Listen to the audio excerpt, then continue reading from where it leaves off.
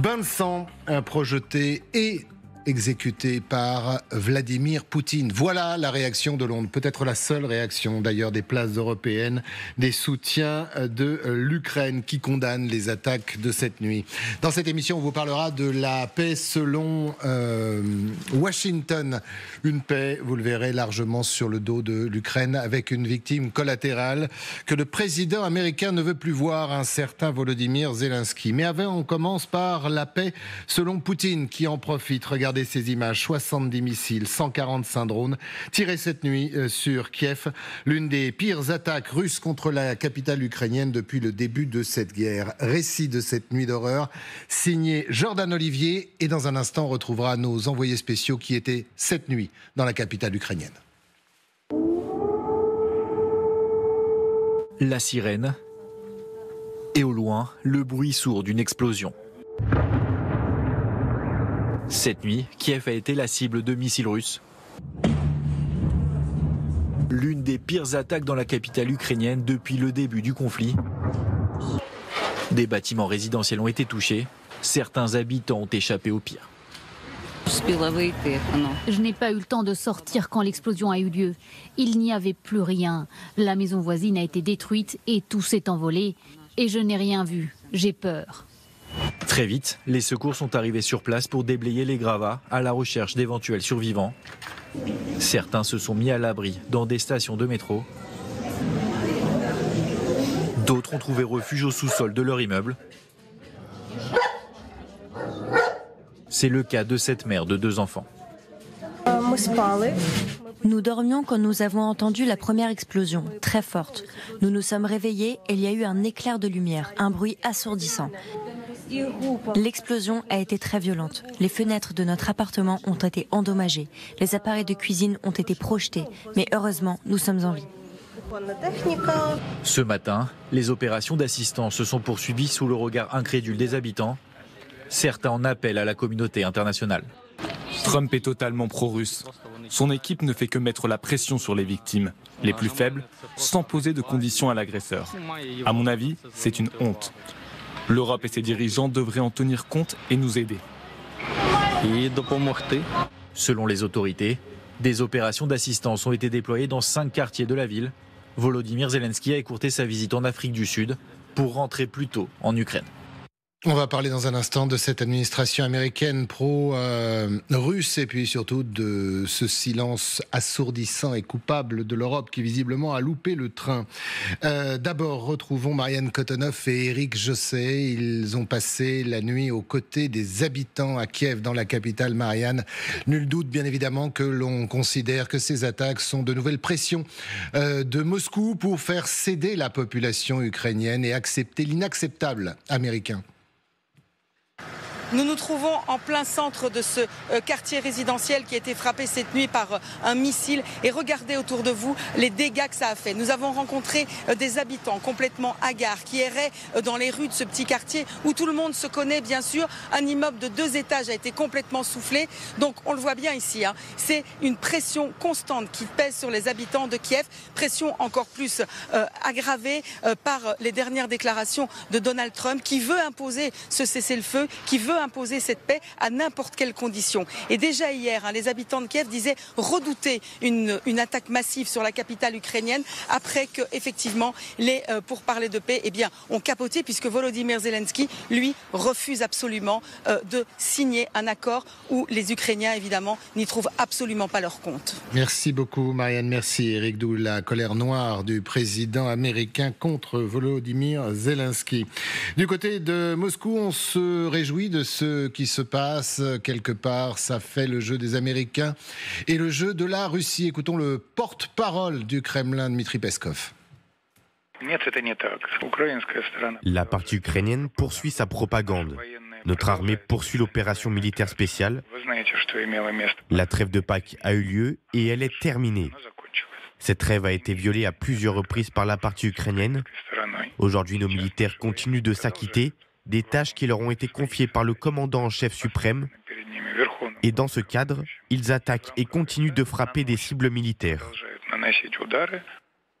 Bertrand Galichet, en fait, Poutine fait le travail de Trump. Quand Trump dit que cette guerre dure depuis trop longtemps, qu'elle fait trop de victimes, il faut arrêter cette guerre, peu importe le prix, comme ça il n'y aura plus de victimes. C'est une situation tout à fait désespérante pour les Ukrainiens qui ont vécu une situation dramatique depuis plus de 3 ans maintenant.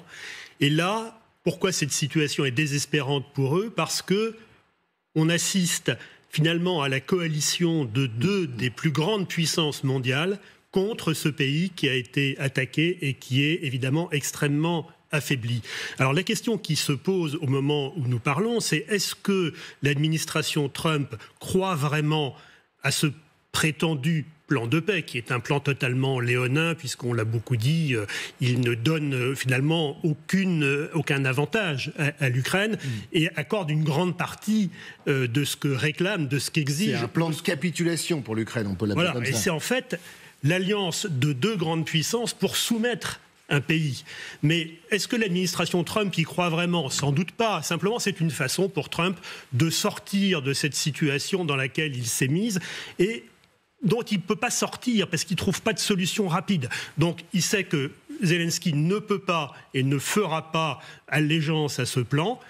Et de l'autre côté, Poutine, qui a bombardé massivement Kiev ces dernières heures, sait que Zelensky aussi, notamment à cause de ces bombardements, ne pourra pas accepter ce plan, de toute façon, qui est sur le papier totalement absurde. Alors, on va revenir sur ce plan. On va écouter le président américain qui s'est longuement exprimé cette nuit. Et puis sur la cible, aujourd'hui, de Moscou et de Washington, qui s'appelle Volodymyr Zelensky. D'abord, juste un petit tour de table sur ces images. À qui profite le crime ? Vous savez, je relisais hier soir, comme par hasard, je pensais à la stratégie russe, qu'on a du mal à comprendre ce qui est en train de se passer. En fait, on voit bien que l'Ukraine a été abandonnée, et l'Ukraine devient ce qu'on appelle une zone de tir libre, quelque part, puisque les Américains sont désengagés. On laisse les Russes faire ce qu'ils veulent. Et en fait, les Russes répondent à une doctrine qui date de 1926, qui a été écrite par un penseur russe qui s'appelle Svechin Alexandre, qui a fait un bouquin qui s'appelle Stratégie, qui est l'inventeur du modèle opératif, pour s'entrer dans les détails, qui prône 2 possibilités. Une guerre d'attrition, une guerre d'anéantissement. Et en fait, jusqu'à présent, on était dans un modèle d'attrition, puisque le modèle visait à affaiblir les Russes, mais affaiblir les Ukrainiens, mais on voit que depuis cette espèce de désengagement américain, ça laisse la porte libre en fait aux Russes pour anéantir une partie du pays. Quel est l'intérêt de tirer sur une ville comme Kiev à l'heure où on parle ? Il n'y a pas d'avantage militaire. On sait très bien que contrairement à ce que dit Moscou. Hein. On sait très bien que les bombardements, d'habitude dit cela cachait des fabriques d'armes. Ben oui, et on sait très bien que les bombardements en fait n'altèrent rarement le moral des gens. De toute façon, depuis les bombardements de Londres par Hitler pendant la Deuxième Guerre mondiale, on sait que ça n'a pas eu d'effet direct, sauf encore une fois de remotiver les Ukrainiens. Donc en fait, on ne voit pas très bien ce qui va se passer. Et malheureusement pour les Ukrainiens, il y a un sentiment d'abandon énorme qui arrive, puisque les Européens sont absents, puisqu'ils n'en ont pas les moyens. Les Américains ont fait machine arrière. Et il y a tir libre, il n'y a plus qu'à voir la fin de la guerre. Il faut l'objectif, c'est que très concrètement que Zelensky mette un genou en terre. Gallagher, là aussi, on finit le tour de table sur à qui profite le crime. Mais en fait, je vais répondre de manière détournée à votre question. Moi, je suis très surpris du silence assourdissant qui provient de l'Europe. Où nous sommes.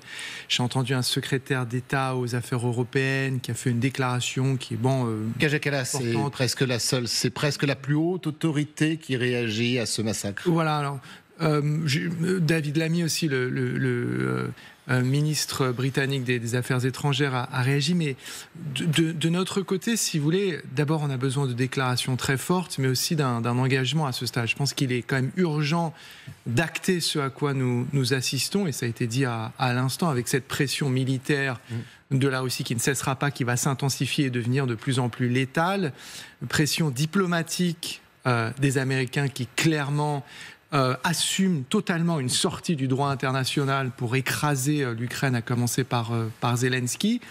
Et les choix face à lesquels nous nous retrouvons, donc à qui profite le crime, à tous ces prédateurs qui aujourd'hui estiment que le crime paie, ça c'est la méthode, afin de remplir leurs objectifs d'agression et de menaces sur des populations civiles, puisque là, ce qui est visé, et Marianne Kotonov le rappelait à l'instant, ce sont des infrastructures civiles. Et ça, ce sont des scènes que l'on voit se dérouler dans différents endroits du monde, et charge à nous, à l'Europe, parler clairement, mais de décider aussi clairement. Alors, l'échec de l'Europe, ça on y reviendra tout à l'heure, parce que on ne peut pas parler d'autre chose. Visiblement, le train est passé, on n'est pas monté dedans. Et Russes et Américains n'ont pas envie de le stopper. À qui la faute? On se posera cette question. Adina, je vais vous entendre dans un instant. Tout à l'heure, on était avec Richard Verly, qui était sur ce plateau. Alors, il avait une explication, entre autres, sur ces frappes. Alors, on n'y a pas du tout pensé. On va l'écouter. Vous allez me dire ce que vous en pensez. Mais pourquoi pas? Il y a tellement de perversité du côté de Moscou, pardonnez-moi de cette expression, que c'est entendable. Écoutons d'abord. L'interrogation que j'ai au vu des frappes à Kiev, et on verra, il faut espérer qu'il n'y en ait pas d'autres, c'est est-ce que s'il y avait d'autres frappes, Zelensky ira à Rome? J'en suis pas sûr. Il ne faut pas écarter un calcul politique de la part des Russes, c'est-à-dire on bombarde Kiev, on cloue Zelensky à Kiev, on empêche toute rencontre à Rome, où seront aussi les Européens. Donc on tue dans l'œuf la possibilité éventuelle, disons, d'un consortium qui irait trouver Donald Trump. Alors j'ai essayé de le rediffuser parce que je trouvais ça assez pertinent et assez intelligent. Alors moi je ne suis pas... D'autant qu'il a quitté l'Afrique du Sud, là, il était en visite avec Ramaphosa. Bien évidemment, il est revenu d'urgence dans son pays, il tient une conférence de presse, on en reparlera d'ailleurs à l'instant, et ça va pas faire plaisir à la Maison-Blanche. Il a dit l'Ukraine et les territoires hors de question, bien évidemment qu'on cède un pouce à la Russie. Voilà. Mais ça c'est autre chose. Mais cette idée, pourquoi pas, de bloquer, de faire en sorte que Zelensky ne puisse pratiquement plus sortir de l'Ukraine et ne pas avoir de contact avec les Européens qui peinent à avoir, et notamment, pourquoi pas, avec l'Amérique pour replaider sa cause. En tout cas, on voit qu'avec les États-Unis, ça a été dit, Donald Trump, depuis le début, il est sorti du droit international, et pas que sur l'Ukraine, sur les droits de douane. En fait, ce qui est très inquiétant dans cette nouvelle situation internationale, c'est qu'on assiste à un retour des empires, et la rhétorique de Trump est la même que la rhétorique de Vladimir Poutine. Lorsqu'il dit qu'il veut conquérir le Groenland, on est dans la même logique que Vladimir Poutine. Alors, pour revenir sur la réaction européenne, il est vrai que les Européens, contrairement à d'autres fois, ils mettent du temps à réfléchir. Mais il faut rappeler que les Européens, l'aide européenne, l'aide au niveau économique, est là jusqu'en 2027 pour reconstruire l'Ukraine. Maintenant, il y a des mesures qui peuvent être prises très rapidement. La première mesure, c'est d'arrêter d'importer du gaz russe. Ça, c'est parce qu'on finance la guerre en Ukraine. 20 milliards l'année dernière. Ça peut être une mesure très forte qu'on annonce. Vous savez, il y a les règles européennes qui permettent à chaque État d'arrêter les importations de gaz russe. Donc, quand on entend qu'on a besoin du gaz russe, c'est faux. On peut arrêter les importations de gaz russe. Ça s'appellerait du courage. Ça appelait d'avoir du courage politique, parce que ce qui se joue aujourd'hui avec ces frappes en Ukraine et en Ukraine, c'est l'avenir même du projet européen, parce que c'est un projet qui est basé sur la paix et sur le droit, sur la force. Et aujourd'hui, on voit bien que la force l'emporte sur le droit. Et donc, le projet européen se joue aujourd'hui en Ukraine. Donc il est important d'avoir des réactions très fortes. Et l'Europe, vous savez, l'Europe, chaque fois qu'elle a été en danger, elle a été en danger avec la pandémie, elle a été en danger à plusieurs reprises, elle a su se reprendre. Donc on est à un moment zéro, c'est un peu en année zéro de l'Europe en fait. Alors moi, personnellement, je pense que ça fait 3 ans qu'on est en attente de quoi que ce soit, et que c'est Emmanuel Macron qui ne parlait pas de l'Europe, mais il parlait de l'OTAN, l'encéphalogramme plat. Je crois qu'on pourrait le dire aujourd'hui de l'Europe. On ne parlera pas de Londres, bien évidemment, parce que c'était l'échec, et c'était pourtant il y a 2 jours, et ça devait servir aux Ukrainiens, mais ça y ressemble quand même. Je voudrais qu'on avance, je voudrais qu'on parle de Trump qui n'en peut plus, qui ne supporte plus l'Ukraine ni Zelensky. Alors, il a décidé hier de négocier dans le dos de l'Ukraine. D'une Ukraine attaquée. L'illustration avec ces images, avec ce plan et avec cette déclaration. Il a dealé, il a discuté, et pour lui, c'est acté avec Moscou. Je pense que la Russie est prête. Beaucoup de gens ont dit que la Russie souhaitait aller jusqu'au bout. Et je pense que nous avons un accord avec la Russie. Nous devons parvenir à un accord avec Zelensky. Je pensais qu'il serait plus facile de traiter avec Zelensky. Mais cela a été jusqu'à présent plus difficile. Mais ce n'est pas grave. Ce n'est pas grave. Mais je pense que nous avons un accord avec les deux. J'espère qu'ils le passeront. Alors reparlons de ce pacte avec le diable, mais avant du cas Zelensky. Conférence de presse, vous l'avez entendu, de Donald Trump, mais le président américain est très actif sur les réseaux sociaux et écoutez bien, regardez ce qu'il a dit du président ukrainien. C'est une forme d'exécution en race campagne. Ce sont des déclarations incendiaires comme celle de Zelensky qui rendent si difficile le règlement de cette guerre. Il n'a pas de quoi se vanter. La situation de l'Ukraine est désastreuse. Il peut faire la paix ou se battre pendant encore 3 ans avant de perdre tout le pays. Je n'ai rien à voir avec la Russie, mais j'ai à cœur de sauver en moyenne 5000 soldats russes et ukrainiens par semaine, qui meurent sans aucune raison. Nous sommes très proches d'un accord, mais l'homme qui n'a aucune carte à jouer doit maintenant enfin agir. Vous voyez, quand je vous disais tout à l'heure, Bertrand, que si on veut arrêter les massacres comme cette nuit en Ukraine, selon Donald Trump, il faut tout de suite signer l'accord, même si c'est un accord pro-russe. C'est l'argument depuis le début de l'administration Trump, la paix à tout prix, et après tout, le droit international, on l'a dit tout à l'heure, ne compte pas plus pour Trump que pour Poutine. Les moyens sont différents, évidemment, puisque pour Poutine, c'est la guerre, et pour Trump, ce sont simplement des moyens de pression diplomatiques, des moyens de pression personnels. Ce qui est certain, c'est que Trump déteste Zelensky, qu'il a décidé de définitivement couper les ponts avec lui, donc il n'y a rien à attendre de ce côté-là. Alors est-ce que Zelensky ira à Rome? Est-ce qu'il tentera à nouveau de voir Trump? À mon avis, il va y aller parce qu'il veut conserver un lien avec les Européens, et d'ailleurs tout dans son caractère et tout dans l'intérêt de l'Ukraine tend à démontrer qu'il a évidemment intérêt à conserver des relations et à les multiplier comme il l'a fait depuis le début. Maintenant, sur ce plan de paix, c'est pas nouveau. On a l'impression que l'Europe est dans une sorte de sidération après les derniers propos de Trump. Mais depuis plusieurs jours déjà, voire depuis plusieurs semaines, il y a une petite musique qui monte. On l'a entendu dans la bouche de M. Rubio, on l'a entendu même de Witkoff. C'était la claque, vous avez raison, de Rubio, Witkoff, même de Kellogg, et Jill Evans évidemment.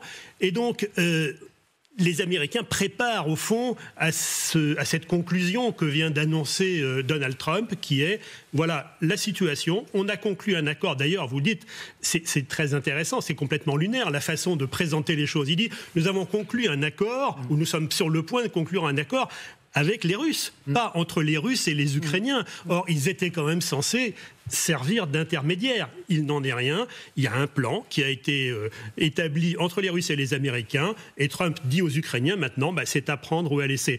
Et en fait, il sait bien que Zelensky ne peut pas et ne voudra donc pas de ce plan.